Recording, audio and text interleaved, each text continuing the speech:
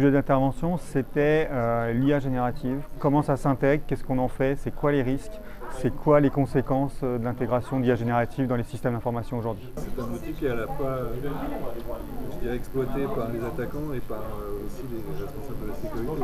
C'est exactement ça. Aujourd'hui, on a plusieurs volets en fait. L'IA pour Carrefour, ce n'est pas une gestion cyber par défaut. C'est plutôt qu'est-ce qu'on va proposer aux clients. On a plein d'exemples pour proposer des choses aux clients.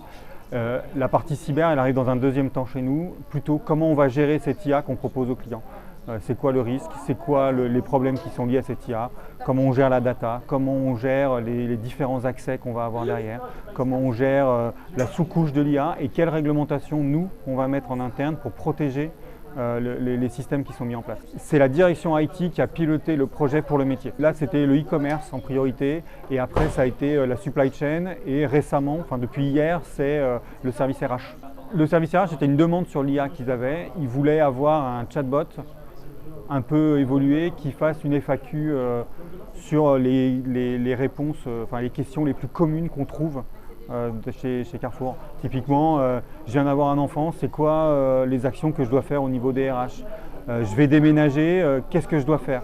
Donc c'était plus facile pour nous d'avoir ce genre d'informations et de diffuser via un chatbot plutôt que d'avoir une FAQ qui était fermée. Et là, en fait, le chatbot, il permet d'avoir tout plein d'informations et on nourrit régulièrement avec les nouveaux process, les nouvelles informations pour que ça réponde.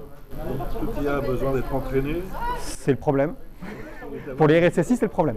D'avoir une grosse quantité de données aussi. Une très très grosse quantité de données. Et en fait, nous, le principe qu'on a mis chez Carrefour, c'est de dire, on fait une revue de la donnée qui va servir à entraîner l'IA en amont pour dire est-ce que la donnée que tu vas pousser correspond à un use case que tu veux couvrir ou non. En gros, si la donnée n'est pas nécessaire, on fait en sorte qu'elle ne soit pas poussée dans l'IA. Si elle ne sert pas, il n'y a pas de raison qu'elle y soit. Et après, on a mis en place une régulation en interne avec des règles hyper simples. On sait que l'IA elle est utilisée par tout le monde, par tous les développeurs, par tout le monde. Et donc on a dit, ok, donc par principe, on ne bannit pas l'IA. On dit l'IA est autorisée. Mais on a mis quelques règles, avec une première règle qui est de dire il n'y a pas de données sensibles qui vont dans les IA publiques. Point barre. Et s'il y a un doute sur est-ce que c'est de la donnée sensible, donc par défaut on va dire que c'est de la donnée sensible. S'il y a un doute, c'est que c'en est. Mais venez voir les équipes sécurité, on vous dira ce qu'on fait. Après, on a mis une deuxième règle qui est si vous voulez avoir de l'IA avec de la donnée sensible, on va faire un truc, c'est qu'on va dire on ne met pas de l'IA publique, on met de l'IA privée. Donc à partir du moment où on met de l'IA privée avec de la donnée sensible, on arrive à cadrer à peu près le truc. Par contre, on a dit les moteurs qui sont liés avec les IA privées, c'est obligatoirement des moteurs non apprenants. Parce que comme ça, on cadre et on est sûr que si moi je fais une requête avec de la donnée un peu tricky, un peu sensible, je ne vais pas avoir quelqu'un qui 2 heures après va faire une requête à peu près similaire, mais pas en posant de la donnée, mais en demandant de la donnée et que ma donnée va lui être fournie. Et donc on arrive à ségréguer les accès. Et après on a mis un troisième niveau, c'est si vous voulez de l'IA qui soit auto-apprenante, alors on va dire qu'il faut des personnes authentifiées et un petit périmètre de personnes qui puissent utiliser cette IA-là. Et toutes les personnes doivent avoir le même niveau d'autorisation sur les données qu'on a poussées. Ce qui permet en fait d'avoir des use cases qui sont très très cloisonnés, mais au moins on couvre à peu près tous les cas possibles. C'est qualification de la donnée, le use case qui va être utilisé, et ensuite on a 3 choix et on organise dans les 3 choix avec ce qui va se passer. Votre feuille de route en 2024, elle va être très chargée avec beaucoup de projets d'IA notamment. Alors, je ne les ai pas tous en visibilité parce que forcément il y a des directions métiers qui commencent à se poser des questions et qui vont me sortir des choses d'ici quelques semaines, quelques mois. J'ai discuté avec les équipes finance, je sais qu'ils ont un truc IA en finance. Les équipes supply chain, on a fait un premier jet sur 2-3 optimisations, mais je sais qu'ils ont d'autres choses en route. Donc aujourd'hui, je n'ai pas la visibilité réelle de ce qui va se passer, mais on informe dans tous les CODIR sécurité, toutes les équipes en disant prévenez-nous, qu'on puisse se mettre en ordre de marche avec vous et surtout que vous puissiez aller le plus vite possible pour la mettre en route sans que nous, on soit perçus comme des bloqueurs. Et c'est notre vraie volonté, c'est-à-dire d'être devant eux pour pouvoir leur dire on va aller avec vous et on vous accompagne pour que ça se passe bien. Est-ce qu'il y a une approche donc un peu comme le DevOps, DevSecOps autour de l'IA qui se constitue, qui se crée maintenant? C'est un peu l'idée qu'on a. C'est un peu l'idée qu'on a. Maintenant, ce n'est pas aussi structuré, soyons très clairs. Voilà. On arrive à trouver des services qui ont commencé à faire des choses et puis derrière on fait bah ouais mais en fait il aurait fallu nous embarquer il y a 3 semaines. Là on arrive un peu après la bataille, on va récupérer le truc mais voilà. Donc, autant dans le DevSecOps on arrivait à être intégré bout en bout. Là des fois il y a un peu de décalage mais c'est nouveau, c'est normal, ça va se mettre en place et on n'est pas inquiet là-dessus. Et alors justement le volet production informatique, il est parfois externalisé dans le cadre de... Pas chez Carrefour. Pas chez vous. Très peu. Très peu. Donc encore beaucoup de développement interne. Beaucoup de développement interne et jusqu'au déploiement et de l'intégration. Oui, tout à fait.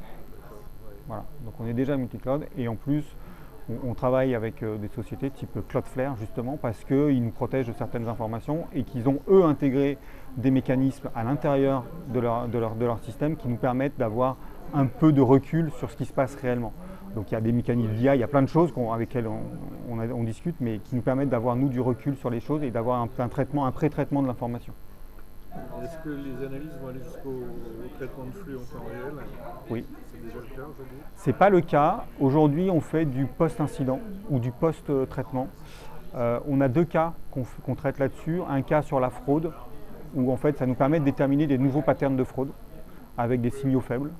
Et un cas un peu sur les cyberattaques où c'est le même process en fait, mais qu'on décline sur tiens, il y a un truc qui nous paraît un peu étrange et on essaye d'avoir détermination sur ce qui se passe.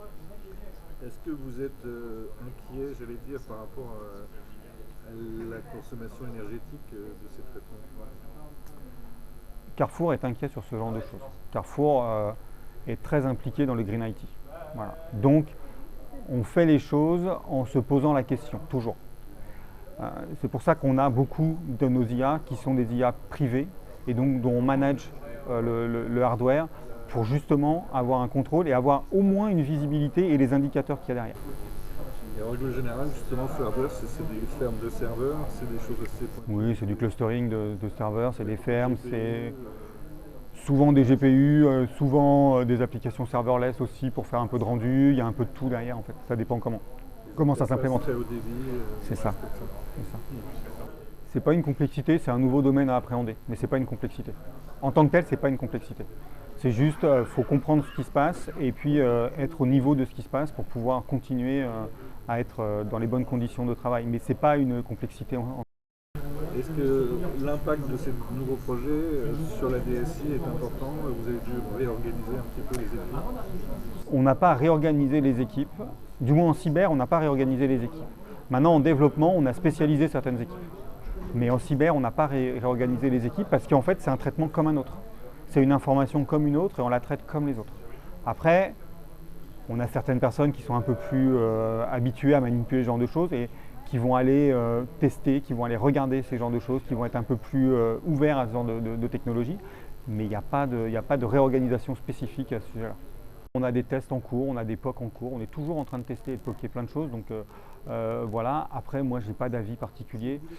Le seul point que j'ai, c'est toujours de dire comment ça va se passer quand ça va partir en production, parce que ce n'est pas forcément du code optimisé et quand on est Carrefour, la montée à l'échelle, elle est souvent très violente. Voilà, c'est-à-dire que je peux donner plein d'exemples où globalement quand on teste sur un tout petit projet, on se dit ouais super, ça marche super bien, et d'un seul coup quand on le déploie sur tout le groupe Carrefour, le truc il marche plus, ça met 48 heures, là ça mettait 10 secondes et ça met 48 heures de traitement et c'est plus possible. Donc l'optimisation c'est un gros challenge pour le low-code no-code.